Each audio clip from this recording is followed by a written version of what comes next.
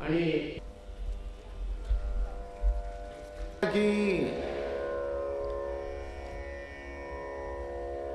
कृष्णमूर्ती होय गे कळू आली सोय गे प्राणाचाही प्राण पाहता सुख सांगो काय गे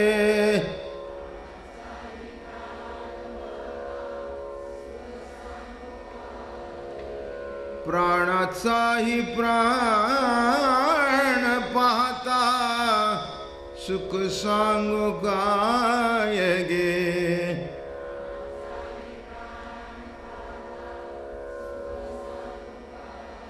तुळशी माळ गळा गे कस्तुरीचा टिळा गे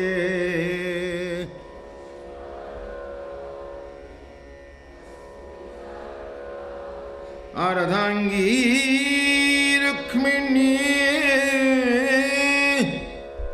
अर्धांगी रुक्मिणी विंजणे वारीती गोपी बाळा गे गोपी बाळा गे तुळशी माळ गळा गे कस्तुरीचा टिळा गे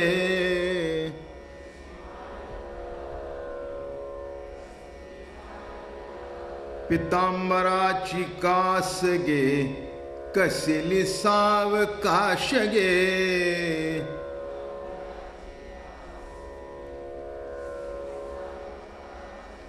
पितांबराची कास गे कसली सावकाश गे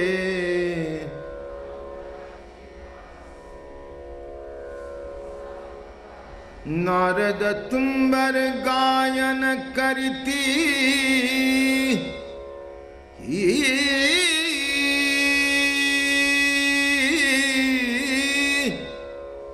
नारद तुंबर गायन करीती पुढे निजदास गे पुढे निजदास गे तुळशी माळ गळा गे कस्तुरीचा टिळा गे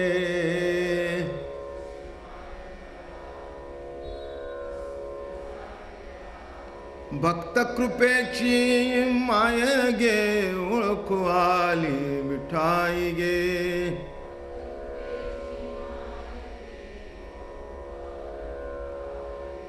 भक्त कृपेची माय गे जोडी येली पाय गे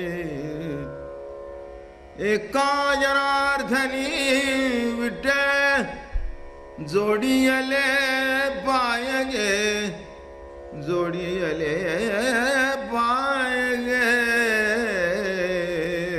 तुळशी माळ गळा गे कस्तुरीचा टिळा गे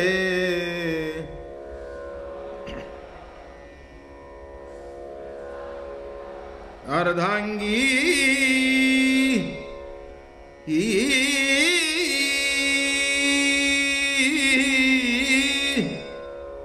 अर्धांगी रुक्मिणी विंजणे वारीती गोपी बाळा गे गोपी बाळा गे तुळशी माळ गळा गे कस्तुरीचा टिळा गे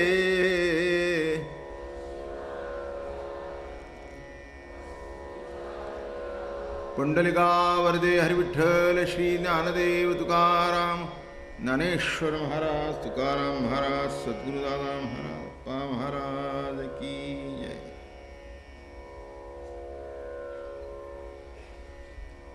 माऊली महाविष्णू संत श्रेष्ठ ज्ञानेश्वर भगवान नाथ नामदेवराय तुकाराम महाराज आदि संत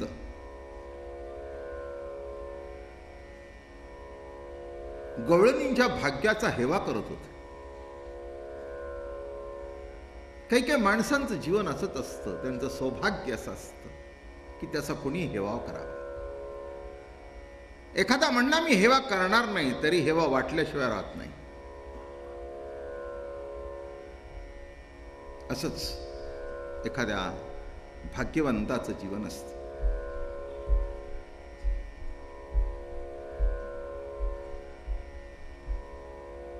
ज्या परमात्म्याच्या कथा ऐकल्या, पुराण ऐकली, उपनिषद ऐकले, वेद ऐकले, सगळं ऐकलं, पण कळलं नाही. आणि कळलं नाही म्हणून दिसण्याचाही प्रश्न नाही.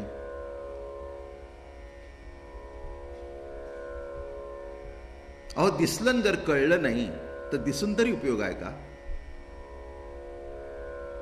एखादा मनुष्य आपल्याला समोर भेटला जर कळला नाही तर उपयोग नाही. कळावा लागतो, दिसावा लागतो. तसं अनेकांना देव कळला असेल पण देव दिसला नाही. काहींना दिसला पण कळला नाही. काहींना कळलाही आणि दिसलाही. कौरवांना कृष्ण दिसला पण कळला नाही. अनेक भक्त आहेत की ज्यांना कळला असेल, त्याचं ज्ञान काय, त्याची प्रतीती काय कळली असेल, पण सगुण दर्शन झालं नसेल. काही विचारे कळलाही नाही, दिसलाही नाही. प्रश्न निकालात निघाला.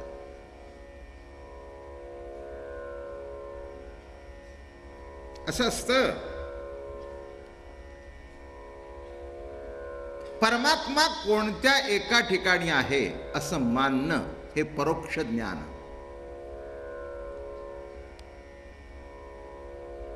विशिष्ट ठिकाणी देव आहे. देव आहे हे मानणं हे परोक्ष ज्ञान. पण तो परमात्मा सर्व ठिकाणी असून माझ्या ठिकाणी आहे आणि माझ्याहून भिन्न नाही हे मानणं हे अपरोक्ष ज्ञान.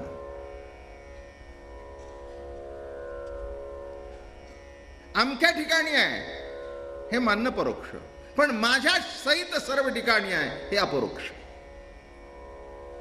नामदेवरायाला पहिल्यांदा सुरुवातीला परोक्ष ज्ञान होतं. खेचर स्वामीचं दर्शन झाल्यानंतर अपरोक्ष ज्ञान झालं. परोक्ष ज्ञान असतं सर्वांना, पण अपरोक्ष नसतं. त्याच्याकरता गुरु लागतो, नाही का? अहो, नामदेव महाराजांना पंढरपुरात देव आहे, विटेवर उभा आहे, देव माझ्याशी बोलतो. देव त्यांच्या हातून प्रसाद घेत होता, नैवेद्य खात होता, दूध पीत होता. पण नामदेव राहायला वाटत होतं देव तिथेच आहे. तेच परोक्ष ज्ञान. पण नामा म्हणे निकी सापडली सोय, नविसंबे पाय खेचराचे. काय केलं? डोळ्याचा डोळा उघडिला जेणे आणि लेवविले लेणे आनंदाचे. सर्वत्र परमात्म्याचं स्वरूप जेव्हा बघितलं तेव्हा त्यांना त्या ठिकाणी अपरोक्ष ज्ञान झालं.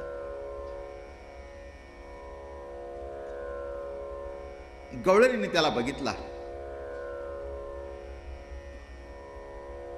गवळणी काही साध्या होत्या असं म्हणता का तुम्ही?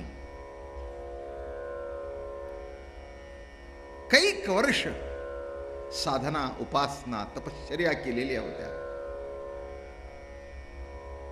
त्यांनी बघितल्यानंतर कळलं की हा माझ्यातलाच तिथे आहे आणि तिथलाच इथे आहे. तो हा विठ्ठल बरवा आणि तो हा माधव बरवा. दिसतो तो विठ्ठल आणि माझं अस्तित्व ज्यांनी धारण केले तो माधव. तुमचे बाकीचे अर्थ निराळे असतील. माधव माझा मीपणा, माझं अस्तित्व, माझं दिसणं, असणं हे सगळं ज्यांनी धरून ठेवलंय माधव. तो हा विठ्ठल बरवा, तो हा माधव बरवा.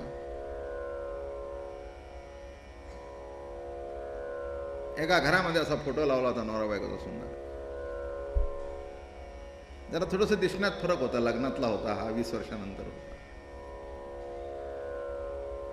जेव्हा कोणतरी मित्र आला आणि दाखवत होती, हा आमचा हे हे हे हे आणि जे तिथे असते हे बघा माझे शेजारी उभे आहेत ते.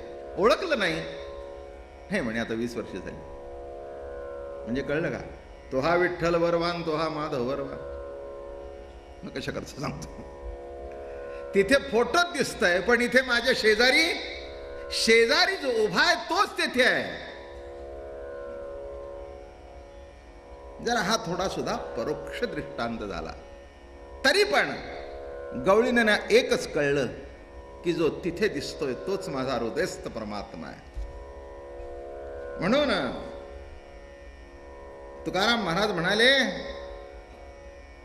यांच्या पूर्व पुण्या कोण लेखा करी, यांच्या पूर्व पुण्या कोण लेखा करी, जी तो मुरारी खेळविला, जी तो मुरारी खेळविला,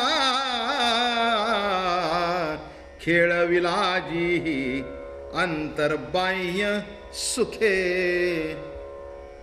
यांच्या पूर्व पुण्या कोण लेखा करी. जगद्गुरु म्हणतात, यांच्या पूर्व पुण्याची लेख कुणी लिहावं, कुणी लिहावं त्याच्याबद्दल यांच्या पूर्व पुण्याचं वर्णन कुणी करावं. येथे माझी वाचा किती पुरे करावया स्तुती.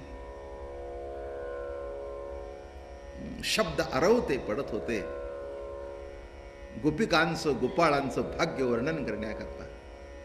यांच्या पूर्व पुण्या कोण लेखा करी, जिही तो मुरारी खेळविला. एक लक्षात घ्या, नुसता दिसला नाही, नुसता कळला नाही, तर खेळविला. काय शब्दाचं गंमत आहे नाही का. काहीला दिसला असेल, काहीशी बोलला असेल आणि काही बरोबर खेळला असेल नाही का. हो, इथे काय म्हणतायत, थोर भाग्य का खेळविला. तुम्हाला एक सांगतो, खेळविला का शब्द वापरला असेल. एरवी बरोबरी करता येत नाही पण खेळताना डाव सुद्धा देता येतो. खेळण्यात काही बरोबरी नसते नाही का.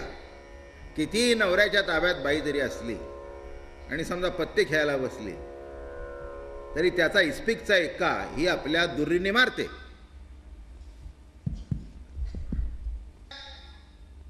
काहीतरी फरक पडला का रे बा इस्पिकचा. पण ही आपल्या हुकुमाच्या दुरीने मारते त्याला. नवरा म्हणतो माझा एक्का मारला, म्हणले डाव आहे हा. आणि माझ्यावर रागवायचं कारण नाही, पत्ते तुम्ही वाटलेत, पत्ते तुम्ही वाटले, त्याच्यात तुमच्याकडे एक्का आला असेल पण आता तो हुकुमाचा नाही, हुकुमाची दुर्री माझ्याकडे आहे म्हणून मारला एक्का. माझं बोलणं कळलं का. तसं खेळ म्हटल्यानंतर एकमेकावर वरचढपणा होतो. तसं इथे काय सांगतायत, या गोकुळातल्या गोपिकांनी गोपांनी त्याला खेळवला. ह्याच्यातला अर्थ वर्म समजून घ्या म्हणजे अर्थ कळेल. प्रत्येक शब्दामध्ये फार गर्भित अर्थ भरलेला असतो. बघितला, पुष्कळाने बघितला. बघितला काय, एखादा मोठा माणूस असला की नाही, माणसं त्या सांगतात हो ते ना आम्ही शेजारी. बघितला का, बघितला. दुसरा म्हणतो नुसता बघितला, काय सांगता आमच्या बरोबर एका शाळेत एका वर्गात. माझं म्हणणं कळलं का. तसं गोकुळचे गोपण गोपिका सांगत होत्या, तुमचा असेल हृदयस्थ, तुमचा असेल अनंतकोट ब्रह्मांड नायक, पण आम्ही त्याच्याबरोबर खेळलो आणि नुसतं खेळलो नाही तर त्याला खेळवला. बघा कसं लिहिलंय. यांच्या पूर्व पुण्या कोण लेखा करी, जिही तो मुरारी खेळविला. ज्यांनी त्यांना खेळवला प्रेमाने आवडीने, खेळविला जिही अंतर्बाह्य सुखे, मिळवुनी मुखे चुंबन दिले. काय भाग्य आहे हो त्या गोपाळांचं, किती कौतुक आहे, किती भाग्य आहे. त्या भाग्याचं वर्णन करावं बरं का. मला असं वाटलं मगाशी ते वाचताना, ज्यांनी तोंड दिलं त्याच्या तोंडात तोंड घालणं यापेक्षा भाग्य कोणचं, नाही का. विचार करून बघा ना. ज्यांनी ओठ दिले, ज्यांनी मुख दिलं, एक दिवस ज्यांनी दिलं तो समोर उभा राहावा आणि त्याच्या मुखामध्ये मुख घालावं, यापेक्षा पूर्वजन्मीचं सुकृत्य कोणचं. काय भाग्यवान आहेत गोपाळ बघा. साधी कल्पना जर आपल्याला एवढा आनंद देऊन जाते, तर वास्तव्य काय काय आनंद असेल, काय आनंद असेल, काय सुख असेल. हे काही साधन नव्हतं, हे साधन नाही आहे. ह्या चुंबन शब्दामध्ये कुठे विकार नाही आहे, कुठे विषय नाही आहेत. त्या ऐक्यामध्ये सगळे विषय संपून जाणारे, संपून जाणारा विषय आहे. माझं बोलणं कळलं का. काय हा विषय संपून जाणारा विषय आहे. विषय तो त्यांचा झाला नारायण, बाह्य आणि अंतरापुल्या सर्व व्यापारा मज व्यापका ते विरा विषयो करी.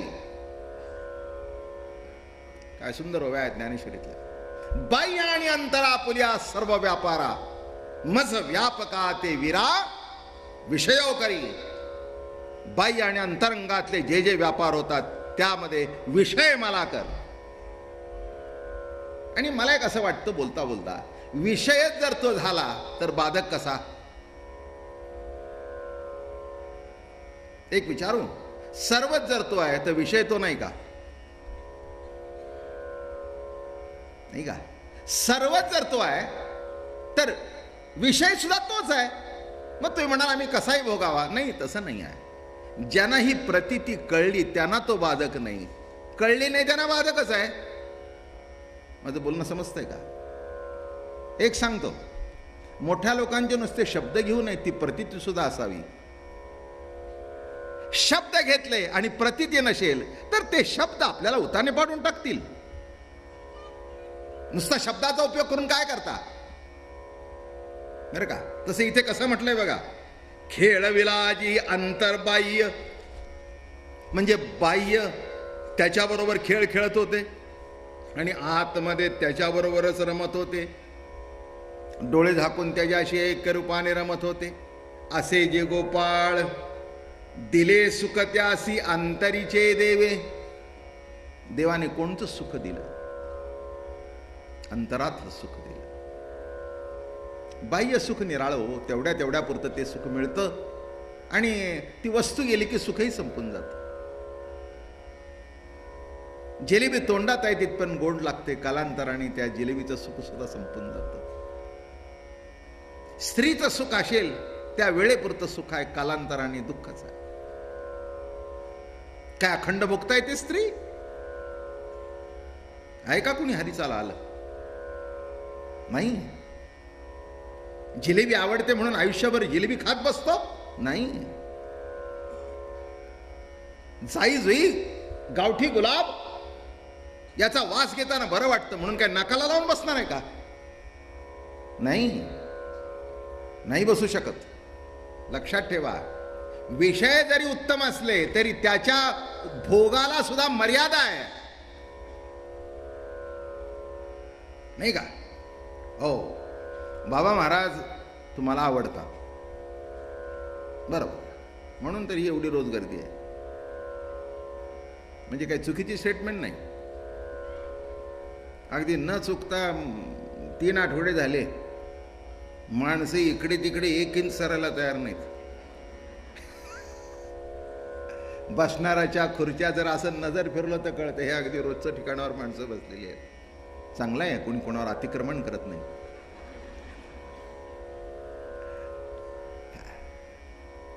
म्हणजे निश्चितच काही काही इथली माणसं मला 10-10 वर्ष ऐकतात, 12-12 वर्ष ऐकतात.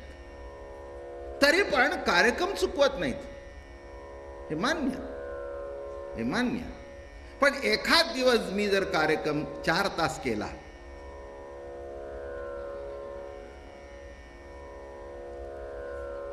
तुमचंही बरं न माझंही बरं, काय होईल? अहो काय बाबा महाराजशिवाय आम्ही ऐकत नाही कोणाचं, अशा आहेत खूप आहे तिथं. अगदी मेजॉरिटी भेटतील की बाबा महाराजाशिवाय आम्ही कोणाचं ऐकत नाही. मान्य. मग आता सांगतो तर ऐक ना सकाळपर्यंत, ऐक ना. नाही हो म्हणले महाराज, शेवटी शरीर आहे. याचा अर्थ कळला की शेवटी विषय असू दे, सुख असू दे, त्याला सुद्धा एक विशिष्ट मर्यादा आहे. मला एक गोष्ट आवडते, आवडते म्हणजे किती खातो? 1 घास जास्ती, 2 घास जास्ती.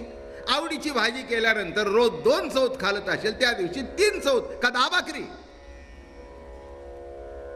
असं घडत नाही. म्हणून विषय जरी असले तरी त्या विषयाच्या उपभोगाला सुद्धा मर्यादा आहे, हे विसरू नका. म्हणून इथे काय म्हणतायत? खेळविलाजी अंतर्बाह्य, आत हरी बाहेर हरी. हरीने घरी कोंडिले, हरीने घरी कोंडिले. आत हरी बाहेर हरी. आत बघावा तर हरी, बाहेर बघावा तर हरी. पण एक गंमत सांगतो जाता जाता. आतही हरी न बाहेरही हरी, हे बघितल्यानंतर ज्याच्यामध्ये प्रेम उत्संबळून येतं तो भक्त, आणि भीती निर्माण होते तो कंस. बोलणं कळलं? कंसाला हरी असाच दिसत होता. ती कथा केव्हा येईल कोणाला माहित. अजून काही त्या गोकुळ वृंदावनातून गाया बाहेर पडायला तयार नाहीत.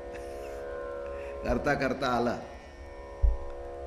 काय जेवढं होईल तेवढं सांगेन, पण मी तुम्हाला सांगितलं मला काही सांगायची घाई नाही. आनंदात सांगावं, जे सांगावं ते परिपूर्ततेने सांगावं, आनंद लुटत लुटत सांगावं. असं सांगावं की आयुष्यभर तुमच्या लक्षात राहावं. त्यातला नाही शब्द लक्षात राहिले तर ऐकताना जो आनंद भोगला तो शेवटपर्यंत लक्षात राहावा, एवढं सांगावं. बाकी काय काय इथे काही खेपा टाकायच्यात वय 1 2 3, काही काही पारायण पण नाही की इतक्या दिवसात संपवलं पाहिजे. हे संपवण्याकरता नाही आहे. जीवन संपण्यापूर्वी प्रभू प्रेमातला आनंद काय आहे तो भोगण्याकरता ही प्रवचनं आहेत. आणि साधीसुधी प्रवचनं नाहीत, श्रीमंत प्रवचनं आहेत. काय अर्थ समजून घ्या, म्हणजे उलट सुलट काढू नका बरं का. श्रीमंत प्रवचन शब्दाचा अर्थ कार्यक्रम करणाराच श्रीमंत दगडूशेठ हलवाई गणपती आहे. श्रीमंत असा अर्थ आहे. हो, श्रीमंत गणपती आहे. मग श्रीमंत गणपती पुढे ऐकणारे श्रोतेही, सांगणाराही, आणि त्याचा आनंदही श्रीमंतीचाच. त्याचा आनंद काही भाकरीच्या तुकड्याचा आहे का? त्याचा आनंद खव्याच्या बर्फीचाच. काय तेव्हा ज्या ज्या गोष्टी आहेत त्या त्या पद्धतीनेच मिळणार. मग काय लोकीचं आपला भारा टाकायचा आहे का? म्हणून एक लक्षात घ्या, यांच्या पूर्वपुण्या म्हणण्यापेक्षा यांच्यामध्ये गोपिका 100 अंशाने बसत असतील तर अंशातला 100 अंश आमच्याही वाटणीला आलाय. हे मी ते अमान्य कधी करणार नाही. अहो म्हणून तर आपण सांगतोय. एवढं कृष्णचरित्र सांगायची गरज काय? अहो हे सुद्धा मोठं धाडस आहे. 2-2 महिने कृष्णचरित्र सांगायचं. मला माणसं विचार 2 महिने कृष्णचरित्र सांगितलं, कुठपर्यंत आलं गोकुळ? एवढं काय सांगितलं? आता मला तरी काय माहिती काय सांगितलं. काय सांगितलं ते मलाही माहिती नाही आणि काय ऐकलं ते तुम्हालाही माहिती नाही. पण दोघांनी एक परिपूर्ततेचा आनंद भोगला एवढं मात्र कळतं. पुष्कळ झालं. एवढ्या करताच हे कार्यक्रम आहेत बरं का. हा कार्यक्रम तुम्ही मी शहाणं होण्याकरता नाही, प्रभूच्या मागे वेडं होण्याकरता आहे. शहाणं होण्याकरता बिलकुल नाही. कारण का? शहाणपणे वेद मुका पण गोपिका त्या ताकटी. काय वर्णन करतायत? शहाणपणे वेद मुका, शहाणपणाने वेद मुका झाला, पण ज्या गोपिका ताकटी, ताकटी म्हणजे कळलं नसेल, कळलं, राहिलंच नाही तसं कोण आता. ताकटी सांगतो. पूर्वी हे मी माझ्या घरात अनुभव घेतलाय म्हणून माझ्या लक्षात आहे. ताकटी म्हणजे दूध दुभतं घरात भरपूर, बरं का, आणि मग ते विरजण टाकायचं, लोणी लावायचं आणि मग ते ताक असं घुसळायचं. पण ते घुसळताना जी बाई घुसळायची का नाही तिच्या अंगावर सगळं ते ओढायचं आणि मग त्या लुगड्याचा सुद्धा आंबट वास यायचा. म्हणजे जवळ आले की ताकाचा वास. कळलं का तुम्हाला? आता गोकुळामध्ये रांजणच्या रांजण भरले होते सगळ्याच गोपिकांच्या, म्हणून ताकटी, तरकटी नाही. ज्यांना हे कळत नाही ते तरकटी, आणि ज्यांना कळलं ते मग दुसरं कोणीतरी म्हणल्यावर तुमच्या अंगाचा वास कसा ताकाचा येतो, येणारच ना म्हणली. सकाळपासून एवढं लोणी काढलं तर अंगावर नाही उडणार होय? काही ती एप्रन लावून केलंय होय? तुम्ही बघा ना, बायका अलीकडे ते उगीच लावून घेऊन फिरत असतात. जणू काय मोठी अगदी एअर इंडियाची किचनच चालवते.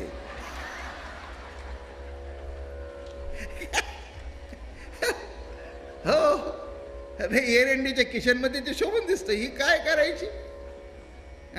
एवढी एवढी भाकरी नवऱ्याला करायची, कुठेतरी येताना सांगायचं, येताना आलूडम घेऊन या. चुकलं डम आलू. काय आता कशाने नाही भरायचं? आता वाढताना सुद्धा ते घालूनच वाढते, तर गबल घाल येपर्यंत. म्हणून ज्यांच्या अंगाला ते ताकाची वास येत होती अशा ताकटी, बर का, ती आमची आजी माझ्या डोळ्यासमोर आहे, बर का. ती अशी घेऊन बसायचीच रोज घरी, आणि ते गेलं की सगळं अंगावर. मग आम्ही तिला बाप्पाही म्हणायचो. अगं आई काय काय हे तुझ्या अंगाला? हां गप्पस, आता ताक केलं.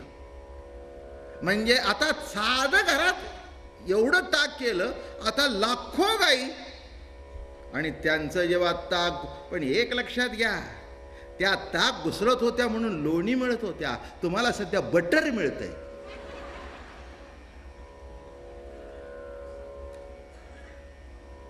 काय सांगावं तुमचं बटर? ते कडक सुद्धा एक बटर असतं.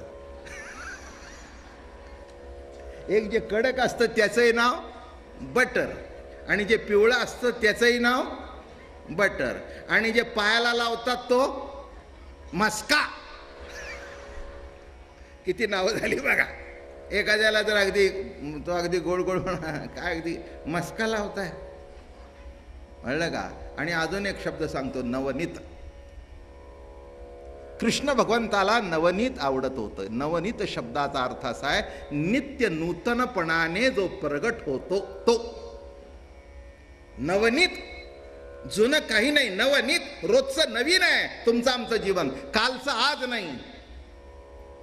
येताना जे प्रवचनाला होता ते जाताना निराळे जाता आले ते नाही. आयुष्यात वाढ झाली काही तासांनी, विचारात काहीतरी अजून भर पडली, बरं का, पुष्कळ पालटलं. एक इंग्रजीमध्ये म्हण आहे की you cannot step in the same water twice. नदीचं पाणी वाहतं ना, त्याच्यात एकदा पाऊल ठेवलं तर पुन्हा ठेवता येत नाही, कारण पाणी वाहून गेलेलं असतं. मी अजून पुढे सांगेन, पाणी ठेवता ठेवता सुद्धा, पाय ठेवता ठेवता सुद्धा पाणी वाहतं, इतकं नवनीत आहे. आणि एक सांगू, सगळं जीवन नित्य नूतन आहे म्हणून आनंद आहे. जुनं वाटलं तर संपलं. जीवनातला नित्य नूतनपणा कायम राहणं ही देवाची कृपा, जुनं वाटणं अवकृपा. समजून सांगतो की त्यात काय. किती वर्ष वरण भात खाताय? आयुष्यभर खाताय ना. हां, पण पहिलं बायकोनी मीठ वाढलं की नाही, कोशिंबीर वाढली की नाही, काय वाढत बसते वरण भात वाढणं. मी म्हटलं काय दुष्काळातून आलाय का? सकाळी खाल्लं तर असं वाटतं किती किती चटकन खा, किती चटकन खावं. बघा, हा त्या भातातला नित्य नूतनपणा आहे. आणि तो जर संपला ना, माझ्या समोर भात आणू नकोस, मला वीट आलाय, होतं की नाही असं. भात बघावासा वाटत नाही, भाजी बघाविषयी वाटत नाही, चपाती फेकून दे, फेकून दे. दुसऱ्या दिवशी म्हणला, आण ग, आण आण चपाती आण. अहो काल नको म्हणला होता ना. अगं कालचं निराळं होतं. लक्षात घ्या, प्रत्येक गोष्ट रोज नवीन वाटते, ही देवाची कृपा, ही देवाची कृपा आहे.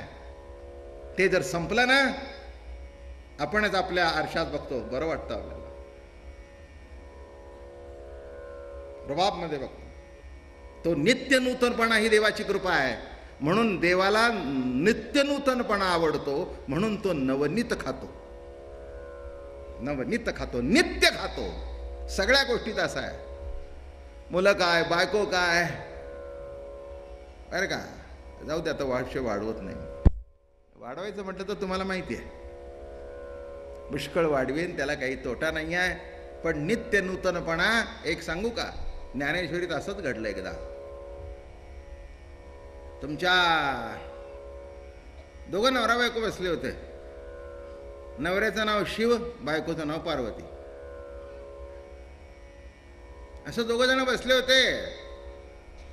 आणि मग पार्वतीने विचारलं शिवाला, शिवा, ही गीता कशी आहे? गीता कशी आहे? माऊलीच ते दर्दी, कसं उत्तर द्यावं, कशी ओवी ल्यावीन, कशी समाजापुढे मांडावी, हे त्यांच्याकडून शिका.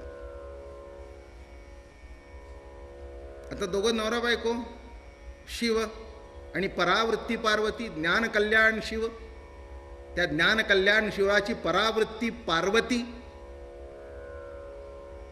शिवा, गीता कशी आहे? काय सांगावं? ते तर हरू म्हणे नेणिये, देवी जैसे का स्वरूप तुझे, तैसे नित्य नूतन देखी जे गीता तत्व. काय उत्तर दिलंय? देवी सांग पाहू, आपलं लग्न किती वर्ष झालं होऊन? म्हणली काहीतरीच प्रश्न विचारतात. अगं सांग ना. अहो खूप वर्ष झाली, माझ्याही लक्षात नाही. असं? पण खरं सांगू देवी, इतक्या वर्ष मी तुला पाहतोय, पण कधीच तू मला कालची वाटली नाहीस. नित्य नूतन देखतीस. जसं तुझं रूप नित्य नूतन, तशी गीता नित्य नूतन. कुठून चक्र फिरून आलं बघा. ते तर हरू म्हणे नेणिजे, देवी जैसे का स्वरूप तुझे, तैसे नित्य नूतन देखिजे गीता तत्व. मग मला सांगा, जीवनातला नित्य नूतनपणा कायम राहणं हीच प्रभूची कृपा. भात आला की असं वाटलं पाहिजे केव्हा खातो, भाकरी आली की असं वाटलं पाहिजे केव्हा खातो. काय हो, कोणची भाजी आली की असं वाटलं पाहिजे की आयुष्यात पहिल्यांदाच खातोय. हा आनंद प्रभू कृपेने तुमच्या माझ्या ठिकाणी जतन आहे. आणि तो आनंद संपला तर जीवन संपलं. म्हणून प्रभूची कृपा फार मोठी आहे. बघा, बिछाना तोच, उशी तीच, पलंग तोच, पण रोज रात्री झोपताना काय बरं वाटतं नाही, नवीन वाटतो तो. काय बरा वाटतो, चादर घेतली की काय बरं वाटतं. पुष्कळ बोलता येईल, एवढंच लक्षात ठेवा. म्हणून गोपाळा ना तो कृष्ण, जीवन नित्य नूतनपणाने जेव्हा होतं तेव्हा आनंद मिळतो. म्हणून महाराज म्हणाले, दिले सुख त्यासी अंतरीचे देवे, जीही एका भावे जाणी त्याला. जी एका भावाने त्याला जाणला, त्यांना हे सुख कळलं, त्यांना तो आनंद कळला, इतरांना तो कळणार नाही. हे सुख मय जीवन जगत असताना अनेक प्रवास करावे लागतात. अनेक नदी नाले ओढे समुद्र उल्लंघन करावे लागतात. हो, तुमच्या रस्त्यात जीवनाच्या किती ओढेन किती समुद्र नद्या आल्या ते विचार करा. काही काही तुमच्या तुम्ही पार केल्या, काही काही गुडघ्या इतक्या पाण्यातून जावं लागलं, आणि काही काही असं घडलं की होडीशिवाय पलीकडे जाता आलं नाही. काही वेळेला पोहून गेलात, बरोबर आहे ना, तुमच्या हाताने नाही म्हणले अहो पाणी होतं मी काय पोहून गेलो. मग त्याला पुढच्या वेळेला सांगितलं, म्हणले मागच्या वेळेला पोहून गेला आता पोहून जा, नाही म्हणले हे अवघड आहे, अवघड आहे, मग बोट लागते. तसं परमार्थामध्ये सुद्धा आम्ही सांगतो भवसागर, भवसागर तरण्याकरता या दोन हातामध्ये ताकद नाही बरं का. आज मी हा विषयाची प्रस्तावना का केली, गेल्या एकादशीला एक पद म्हटलं होतं, नाव किनारे लगाव प्रभुजी, थोडंसं म्हटलं ना सोडून दिलं. आज त्याच्यावरती कथा सांगणार आहे, म्हणजे माझ्याही मनात राहील की ते अपूर्ण सांगितली नाही, आणि पुढे एकदा सरकलं की मग मागे येता येणार नाही मला, म्हणून सांगतो भवसागर बरं का. भवतरावया उत्तम हे नाव, भिजोनेदी हात पाव काही. भवसागर आहेच आहे, दिसत नाही पण आहे. दिसला असता तर तरता आला असता, दिसत नाही म्हणून तरतणं सुद्धा अवघड आहे. माझं बोलणं कळलं का? हो. एखादा कोणी दगड मारला तर असा हात करता येतो की चुकवता येतो, पण हवेतून जे जंतू येतात दगडापेक्षा वाईट, त्याला तुम्ही काय कराल? काय चुकू शकता? नाही चुकवता येत. दगड चुकवला, असं केलं असं केलं असं केलं, चुकवला. आता पाण्यातून जे जंतू येत आहेत कॉलेराचे, काय करताय? काय करू शकता? म्हणून मी म्हटलं भवसागर तसा नाही. मुळामुठा तरुण जाल, बोटीतून जाल, पण भवसागर हे नाव आहे तसा नाही पण आहे, आणि म्हणून तरायचं अवघड आहे. समोरचा आलेला शत्रू मारता येतो, पण मागून जो घाव घालतो आणि वार करतो त्याला मारणं मोठं अवघड असतं. हा भवसागर तसाच आहे. भव म्हणजे संसार, संसार सिंधू हा दुस्तर. संसार सिंधू म्हणजे सागर दुस्तर आहे, तरता येणं मोठं अवघड आहे. आणि एक गंमत आहे की जीवनामध्ये त्याच्यावरून वाटचाल केल्याशिवाय जीवन चालत नाही. कुठे जाता संसार सोडून? जाता का? ठीक आहे, बायको तुमचं पटलं नाही, कुठे सोडून देता? ती काय गोशाळेत टाकायची का तिला? आमच्याकडे गाय जास्ती झाल्या म्हणून गोशाळेत टाकून दिली, तसं काय बायकोला टाकून द्यायचं का रस्त्यावर? कुठे टाकून देता? मुलांचं जमत नाही, कुठे सोडता? सोडली तरी तुमच्या बरोबर येतील. माझं म्हणणं कळलं का? भवसागर म्हणतोय मी. मुलाचा तुमचा संबंध नाही तर म्हणले काय तसं आमचा मुलाचा संबंध नाही. म्हणले गेले 4 वर्षात आम्ही भेटलो नाही, पण 4 वर्षात एक दिवस तरी आठवण द्यायल्याशिवाय राहिला का? म्हणजे आला ना भवसागर. काय सांगता? हे बोलायला बरं असतं, आमचं त्याचं पटत नाही, आम्ही तोंड बघत नाही आणि बघितल्याशिवाय राहत नाही. माझं बोलणं कळलं? अहो समोर असता तर बघितलं म्हणून सोडलं असतं, समोर नाही म्हणून सतत समोर आहे. तसं दिसत नाही पण जो आहे, असा जो काही आहे त्याला म्हणावं भवसागर.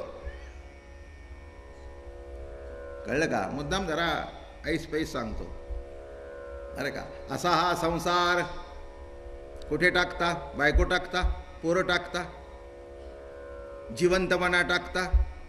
अहो काही काही माणसं अशी असतात, मेली तरी मागच्याचा संसार सुटत नाही.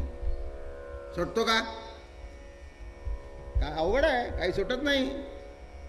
मेलं तरी माणसं येतात शिकवायला, अमकं करा, तमकं करा, तमकं करा, तमकं करा. एखादा बरा असेल तर काही बोलत नाही, दुसरा म्हणतो बाप गेला ठेवलं काही नाही, पण 14व्यापर्यंत 1400 गेले. अवघड आहे. बरोबर आहे ना शास्त्री बा? त्यांनाच विचारावं. काय हो, बापाला सद्गती मिळायची असतो तर दशपिंड पाडला पाहिजे, तेवढं ते केलं पाहिजे. नाही केलं तर ते, तो म्हणला जिवंत होता तो बरा होता, जिवंतपणी औषधाकरता खर्च केला आणि मेल्यानंतर दशपिंडाला खर्च झाला.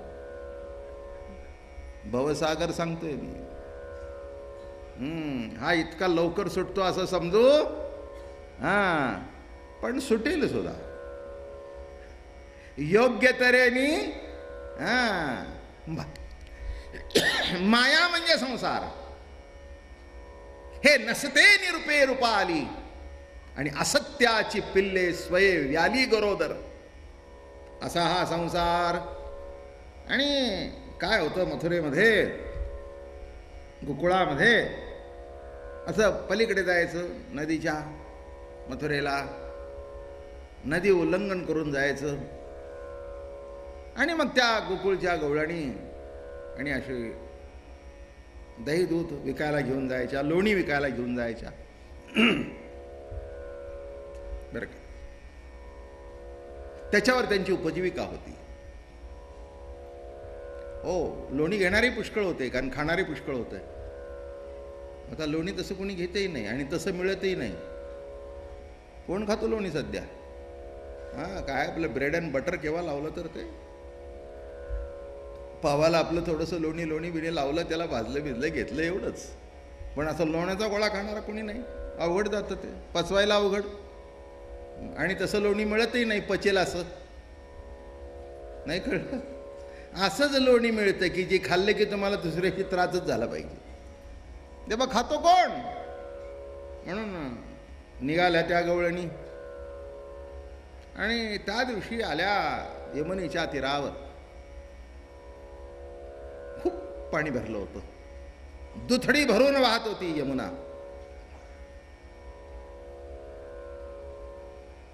विचार करा जीवनाचा.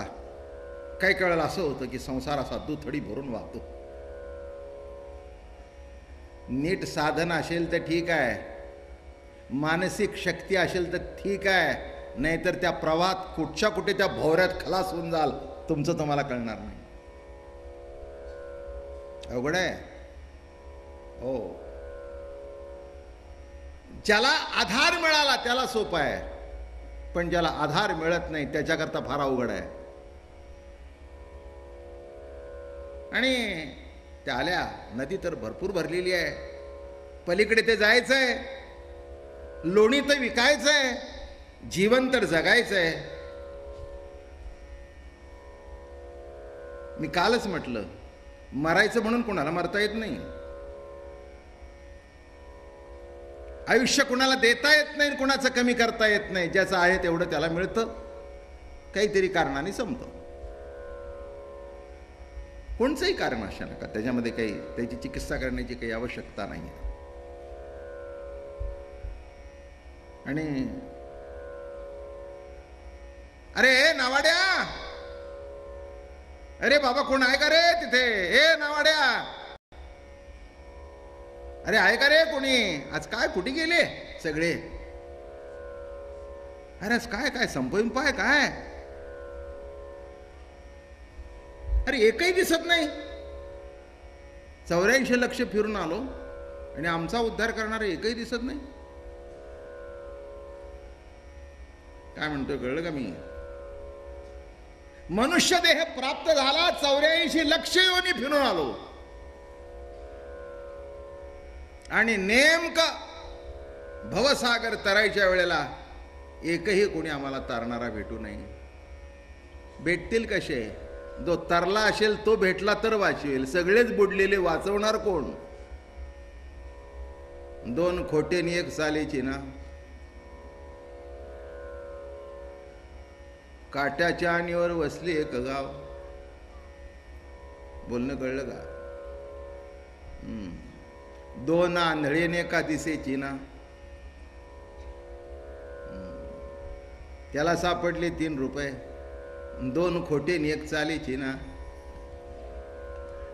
आता काय, आता अर्थ काय? अर्थ तोच काय. 2 खोटे म्हणले काय आणि 1 चालत नाही म्हणलं काय? 3ही खोटे.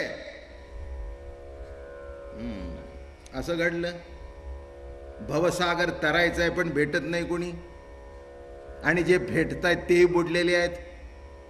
एक सांगतो, जो तरलेला आहे तो तारू शकतो, जो बुडलेला आहे तो काय सांगतो, राणी दुःखिया दुःखी भेटले.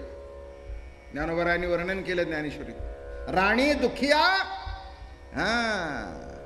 एक 4 दिवसाचा उपाशी होता. त्यांनी समोरून एक टिपका बघितला अरण्य. त्याला वाटलं माणूस आहे ते आरती भाकरी आहे, भाकरी आहे ते आरती पाणी आहे. असा जोरात चालू लागला. 4 दिवस खाल्लं नव्हतं, तोही जोरात आला. त्याला वाटलं, कारण तो 8 दिवसाचा होता, हा 4 दिवसाचा होता. दोघं समोर आले. नमस्कार भाऊसाहेब, नमस्कार. बसले.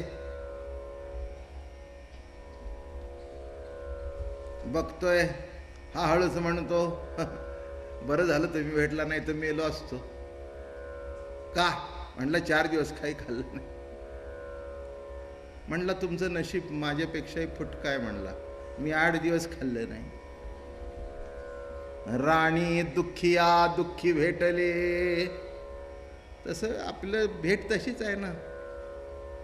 बघा की प्रवचनाच्या अगोदर महिला मंडळ बसलेलंच असतं. कसं काय चाललंय, बरं आहे ना,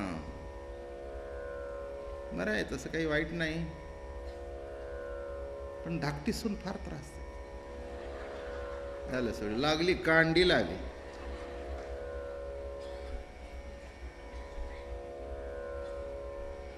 पण मुलगा बरा आहे, त्यामुळे नशिबानात. आमचा तर तिच्या मागे माग माग माग अगं तिच्याच फिरतोय ना, दुसरं कोणाच्या नाही ना. भाग्य म्हणकी एवढं वाईट वाटायचं कारण काय. भवसागर कळला का. काय गंमत आहे हो तुमच्या मंडळींची. हे असं काही सांगितलं की इतके कुचकुचीत येतात माणसं. कारण मला एक माहिती आहे, हे कृष्णाचं चरित्र नाही, हे तुमचं कृष्ण चरित्र आहे. कृष्ण चरित्र सांगितलं की माणसाला आनंद वाटतो. हा काय बघा, बसल्यानंतर नाही बोलली म्हणे ती, म्हणेन ती ऐकीन, बोललीच पाहिजे बाई. काय काही नाही काहीतरी चौकशी केल्याशिवाय आपलं काय चाललंय त्याची चौकशी करायची नाही, दुसऱ्याचं काय चाललंय. किती वर्ष झाली हो तुमच्या मुलाच्या लग्नाला, अजून काही नाही झालं. आता काय करायचं तुला. तिला होऊ दे न होऊ दे, तुला काय करायचे. तुझी आई ती नीट वागत नाहीत, त्यापेक्षा आमची होऊ दे उशिरा, बघू. किती कठीण आहे. संसार दुःख मूळ, चौकडिंगळ, विश्रांती नाही कोठे, रात्रंदिवस तळमळ. राणी दुःखिया दुःखी भेटले. आणि यमुनीच्या काठावर उभे आहेत सगळे. अरे अरे बाबा, हे नावाड्या आला बरं का, एवढा असा छोटं छोटं छोटं छोटं ते 5 वर्षाचं बाळ, मोठं गोजीरवाणं, अगदी सावळ्या रंगाचं, गोमटं, सावळं पण गोमटं, सावळं पण अतिशय गोमटं. सगळ्यांनी बघितलं. अगं बाई, एवढी मोठी होडी आणि आपण लोणी खाल्लेल्या गवळणी. समजलं ना. अहो, कृष्णाच्या जमान्यात डायटिंग नव्हतं. काय करावं आता. कृष्णाच्या जमान्यामध्ये हे डायटिंग बिटिंग ह्या भानगडीच नव्हते हो काही. त्यामुळे बायका पुरुष आणि घरात लोणी दणकून खात होत. त्यामुळे अशा त्या गोकुळच्या गवळणी. अरे मी म्हणली, दुसरं तर कोणी दिसत नाही, हे लहान एवढं एवढं पोरग. हां काय काय आई बापाला प्रेम आहे का नाही. हां काय गोड, काय गोड, काय गोड. माझे आछडे बछडे छकुडे ग राधे रुपडे, माझे आछडे बछडे छकुडे ग राधे रुपडे, पांघरून घालिती कुंचडे, पांघरून घालिती कुंचडे, माझे आछडे बछडे छकुडे ग राधे रुपडे. असं आछड बछड छकुड अर्थ करू नका, डिक्शनरीत बघू नका. काय आछड का, आता काय आछड, आछडे बछडे छकुडे राधे रुपडे. इतकं सुंदर ते गुजीरवाणं बाळ. आणि अरे बाळा इकडे आम्हाला पलीकडे जायचंय, तू नेशील? हा नेशील म्हणजे काय, कितीतरी युगन मी हेच करतोय. सगळ्या आडलेल्यांच्या नामा मी पलीकडे नेतोय, तुमच्यासारख्याची काय किंमत आहे? ते म्हणजे लहान तोंडन बोलते की एवढे मोठं तोंड. लहान तोंड, अरे तुला काय कळतंय? अहो म्हणला तुम्हाला काय करायचंय. हां पण एक लक्षात ठेवा, काय आहे का मला द्यायला? हां दिलं पाहिजे काहीतरी, एक एक पैसा तरी द्या. हां एक एक पैसा द्या. अरे म्हणले अजून पलीकडे नेलं नाही ना, अगोदर द्यायचं काय? तुझ्याकडे बघून तसं वाटत नाही. अरे ते वलव सुद्धा तुझ्या हाताने उचलायचं नाही. आणि बोट कसली चालवतस? ते म्हणले बघा मलाही वेळ नाही, दुसरी गिऱ्हाईकं आमची ठरलेली आहेत, बसायचं असेल तर बसा, कारण तुम्हाला पुचून दुसऱ्याला आणायचंय. नाही कळलं का?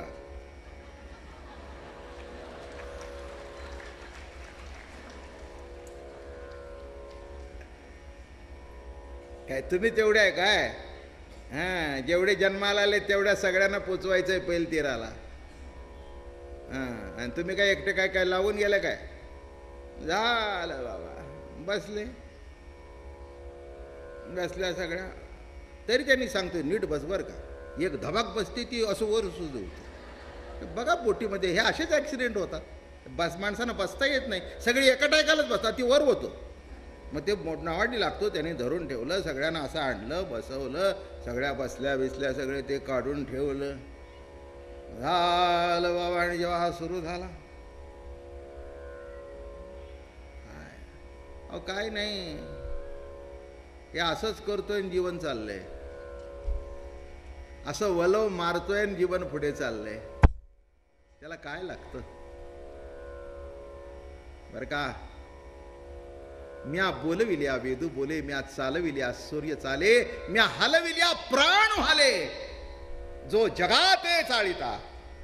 पण पुढचा आहे का, जो मज होय अनन्य शरण, तयाचे निवारी मी जन्म मरण. त्यालाच भवसागरातून तारतो, जो मज होय अनन्य शरण. म्हणून ती कथा त्या दिवशी राहिली, माझ्या जीवात लागून राहिली ती. म्हटलं आज सांगू. 5 मिनिटं इकडे तिकडे झाले तर चालतं, काय नाही तसं. फक्त मीच थकतो, बाकीचं काही नाही तसं. पण सांगतो. आणि बसल्या त्या सगळे ठेवून घेऊन, आणि जेव्हा सुरू झालं जोरात, आणि त्यांनी बघितलं फरा फरा फरा नाव पुढे जाते.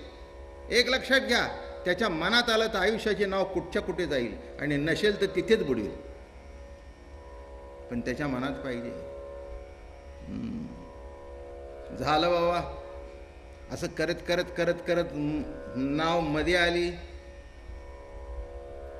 मध्ये आल्याबरोबर हो काय असतं, लहानपणी बरं असतं, आईबाप असतात. आईबाप आजोबा आजी हे सगळे आपल्याबरोबर असतात. त्यामुळे त्या नावेची जबाबदारी आपल्यावर नसते. ते नावेला कुठे जरी भोग पडलं तरी ते बुजवतात. पण आयुष्याच्या मध्यावर मागचे संपलेले असतात, पुढचं माहिती नसतं. आणि त्यावेळेलाच अशी जर भोग पडलं नावेला, काटावर नाही असं मध्यात गेले, इकडे भरपूर आणि इकडे भरपूर. आणि जे तुम्हाला सांगू त्या नावेला भोग पडलं, भोग पडल्यावर पाणी यायला लागलं भरपूर पुरपूर पुरपूर पुरपूर पुरपूर पुरपूर. अरे तुला माहिती नव्हतं का, डांबर लावायचं होतंस. अहो म्हणला, माहिती असतं तर तुम्हाला आणलं असतं का? मला तरी काही सपान पडले? हा, मला काय स्वप्न पडलंय? खालून कुठे काय लागला, मासा लागला, काय लागला, मला काय माहिती आहे? अरे पण आता हे पाणी आतमध्ये येतं, असं कसं होईल? काढून टाका म्हणला, पितळीने काढून टाका. जसं काढू लागले तसं. तुम्ही एक बघा, संसारात जर मोठं भोग पडलं तर त्याचं बागदाड केव्हा होतं सांगता येत नाही. तुमचं तुम्हाला कळत नाही आणि त्याच्यातच तुम्ही संपून जाता. काय घडतं कळत नाही. भगदाड पडलं तर ते असं मोठंच होत जातं. आपण म्हणतो ना, जखम चरत गेली अशी मोठी होत जाते. असाच संसार आहे. झालं बाबा, शिरतंय शिरतंय, पाणी काही थांबे ना. मग यांनी काही घातलं, मग त्यांनी ते चुंबळी, कळलं का नाही, चुंबळी, त्या घागरी बिगरी डोक्यावर नेत असताना अशी करून त्याशी चुंबळ करायची आणि त्याच्यावर ठेवायचं, म्हणजे डोक्याला लागत नाही, अशी ती चुंबळ. मग त्या घातल्या, ते अजून भोग मोठं व्हायला लागलं. आता काय करा? अजून काय होता बघा, तुमच्याकडे काय असेल ते घाला, मला पुन्हा विचारू नका. बुडलं बिडलं तर मला विचारायचं नाही. मी आपलं आहे ते तुम्हाला इथपर्यंत आणलं, पुढचं बघा. आणि बिंदास्त होतो, त्याच्या चेहऱ्यावर काही कुठे काही दिसे ना काही. असं करा, चोळ्या घाला. आता काय करणार? पण सगळ्यात बायका होत्या तिथे, कोण काय करतो काय नाही, मध्ये गेलेला आहे. एक लक्षात घ्या, वर्ण याच्यातलं, त्याच्या जर मनात तुम्हाला उघडं करायचं आणलं, मी काय सांगतोय गोष्ट, काय तुम्ही काय त्या चोळ्या का साड्या सांगतोय मी तुम्हाला. हां, त्याच्या मनात जर आलं उघडं करायचं तर केल्याशिवाय सोडणार नाही. आणि त्याच्या मनात आलं झाकायचं तर नेसलेली अंगावरच्या द्रौपदीची लुगडी तो झाला. सिद्धांत कळला का? हां, नेसती लुगडी मी स्वय झालो. नेसती लुगडी स्वतः परमात्मा झाला. आणि इथे यांना शिकवायचं होतं धडा. त्यातल्या बऱ्याच जणांनी त्याला शिवे दिल्या होत्या. फुकटचं खातो, फुकटचं खातो, घरी आईला त्रास देत नाही, घरीला आई वाटतं सज्जन आहे, लबाड चोर आमच्याकडे खातो. म्हणून आज ते निराळ रूप धारण करून आलो. म्हणला मिशी नाही पण दाखवतो एक केला. आणि असं सोडत नाही, असं मधी नेतो तुम्हाला. मग बघा काय आहे ते. झालं बाबा, इतकं आलं पाणी. आता घाला म्हणला लुगडी. चोळ्या घातल्या, लुगड्या घातल्या, ते हे घातलं. बरं, एवढे सगळे बुडत गेले.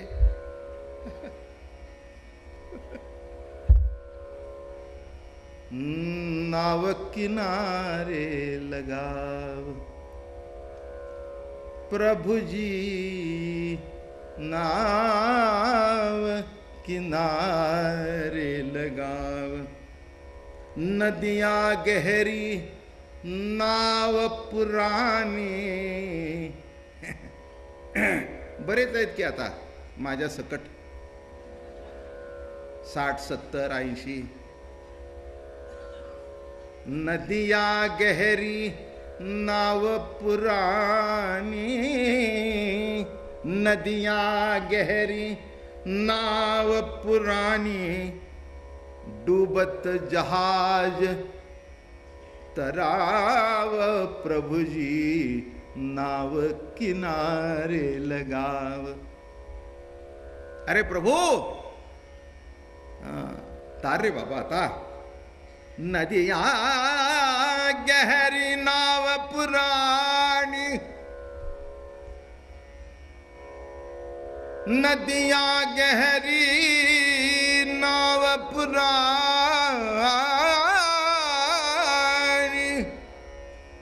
नदियाँ गहरी नाव पुरानी. डूबत जहाज तराव प्रभुजी, मला अनुभव आहे, 2 वर्षापूर्वी वाचवलंय मला. हे जात सुद्धा 2 वर्षापूर्वी बुडायला आलो होतं. वस्तुस्थिती आहे, 5 ब्लॉक होते. नदिया गहरी नाव पुरानी, डूबत जाज तराव प्रभुजी, नाव किनारे लगाव. कसं लिहितायत बघा. ज्ञान ध्यान की सांगड बांधी, किती सुंदर आहे बघा. तरण्याकरता काय करायला पाहिजे? ज्ञान ध्यान की सांगड बांधी. ज्ञान आणि ध्यान, बरं का. पहिल्यांदा जाणीव पाहिजे आणि त्याचं ध्यान पाहिजे, त्याचे चिंतन पाहिजे. सुंदर ते ध्यान उभे विटेवरी, ज्ञान ध्यान की सांगड बांधी. सांगड कळली की नाही? 2-3 तराफे असतात, असे लाकडाला लाकडे बांधून त्याला दुरवतात. नाहीतर असे 4 भोपळे, बरं का. हा, आणि ते असे ते तरतात. ज्ञान ध्यान की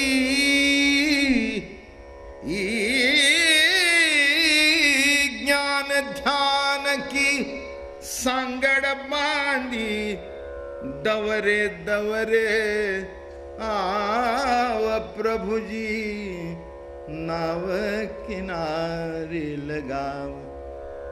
अरे प्रभू, अरे जीवीच्या जीव लगा. दवरे दवरे म्हणजे धावत धावत ये, लवकर ये रे सख्या कृष्णनाथा.